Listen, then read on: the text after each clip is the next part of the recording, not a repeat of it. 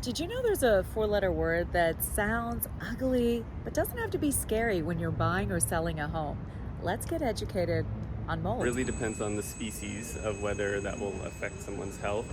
So what we know is that certain mold species produce mycotoxins and some don't. And so a lot of the mold types that you're getting from humidity, which is also black, is just a common plant mold which you can clean off of walls and ceilings. So for example, the mold growth that grows in showers or around window frames, that tends to be a mold type called cladosporium, which is just a common plant mold. You can clean it off with vinegar most of the time. But if you get mold growth on furniture or clothing, for example, it's usually this white or brown type of mold growth, which is called aspergillus, which that type does produce mycotoxins. So as we breathe in the mold spores contain the mycotoxins, and that's what would make us sick. So the type that they call black mold is a type called Stachybotrys, which that would generally only grow in drywall if that was saturated with water for enough time. So it kind of just depends on what species, what the situation is, but a lot of times people see black mold that's humidity related, and it's not actually the type they call black. FLIR is the best type of thermal camera, but I prefer using a moisture meter over a thermal camera. It seems to be more accurate. Regular moisture meter from like Amazon that has these prongs they can be like $30, but they have a bigger margin of error. And so anything above 20% is generally considered wet. And then there's an at-risk range, which is like between 15 and 19%. And then below that is generally dry.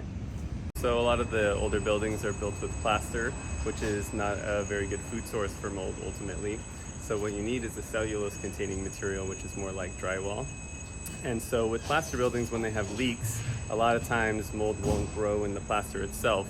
And so instead, you get issues with humidity where the plaster will trap humidity, and you might get mold on clothing and furniture like that. But most of the time, you're not going to need remediation because a lot of the plaster won't need to be removed. So usually what I tell people to do is use a desiccant or a product like Damp Rid, which is these little buckets, or they have them as hangers, and if you put those in closets, it'll regulate the humidity and prevent mold growth from occurring on your clothing and stuff like that. So that's kind of a good preventative measure. Otherwise, some places need a dehumidifier.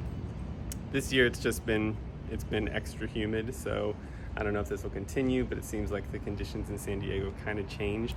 So running a dehumidifier is also a good preventative measure. And then in my place, I run HEPA air filters pretty much on low for 24 hours a day.